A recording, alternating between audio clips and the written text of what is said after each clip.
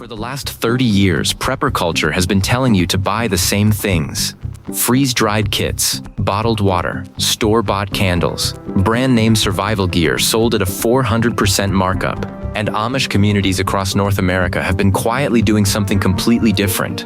And they have been self-sufficient through floods, droughts, and supply chain failures that would have finished most modern families in 2 weeks. Today I am covering 7 common prepper purchases you need to stop making, and what the older, cheaper, and more reliable alternative actually is.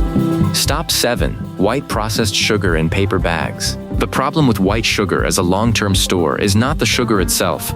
Refined white sugar stores reasonably well if kept dry. The problem is what you are missing by not storing the better alternative. What Amish families stock instead is raw, unfiltered honey in sealed glass jars. Raw honey is the only food archaeologists have found in ancient tombs that was still edible, including specimens from 3,000-year-old Egyptian sites. The antimicrobial properties of raw honey mean it never ferments and never spoils as long as it stays sealed and dry. One 12-ounce jar at Walmart costs $11.97. It replaces sugar in any recipe at a ratio of 3/4 cup honey per 1 cup sugar. It also functions as a wound dressing, documented antimicrobial effect used in clinical wound care, and it has a natural antiviral profile that white sugar does not. Amish families have used raw honey as both food and medicine for generations. If all you have is white sugar, you have 1 application. If you have raw honey, you have 4. Drop a comment below if you already knew honey could be used on wounds. I want to see how many of you are ahead on this. Stop 6. Store-bought bread as your carb backup plan. I am not telling you to stop eating bread.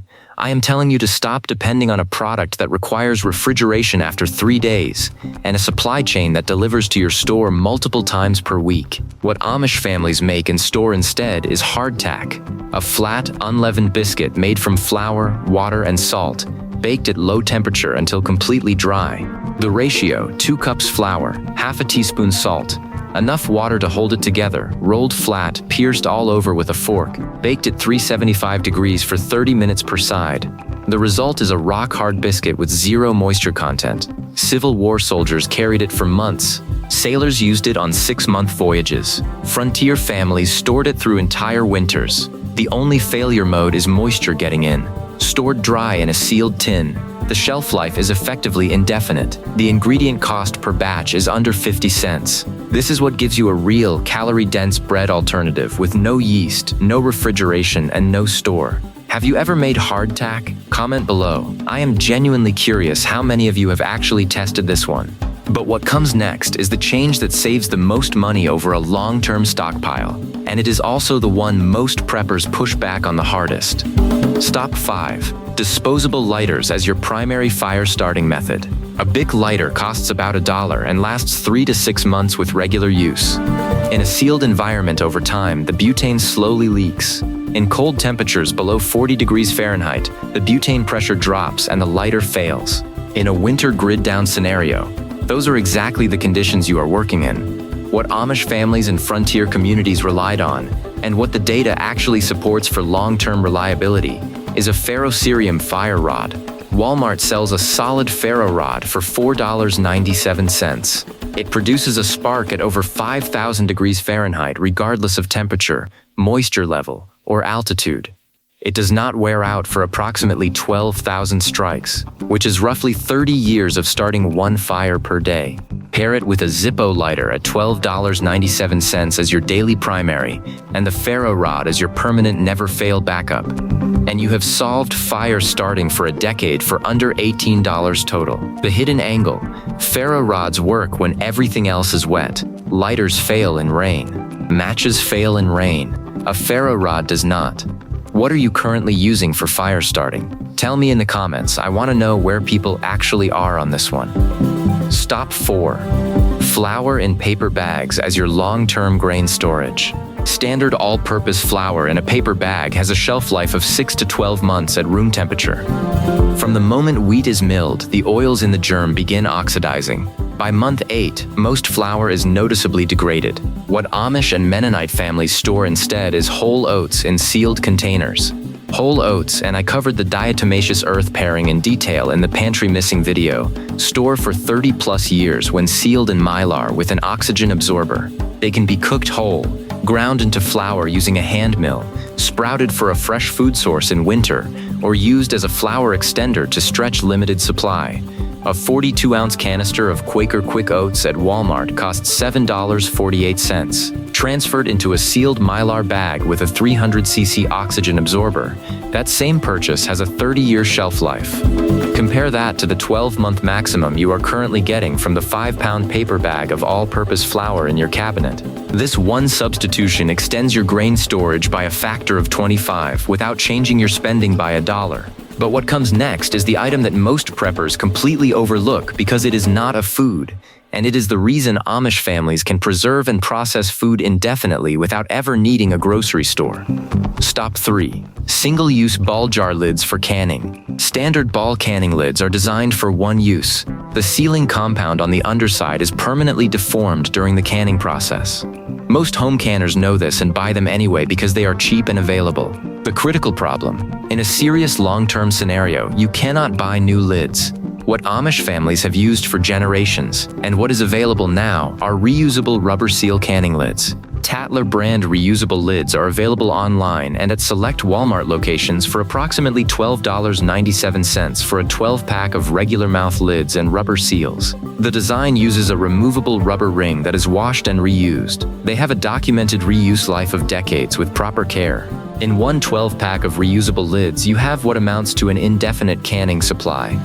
In any scenario where you are processing garden produce, hunting, or fishing to extend your food supply, single-use lids become a critical bottleneck within 6 months. Reusable lids eliminate that bottleneck entirely.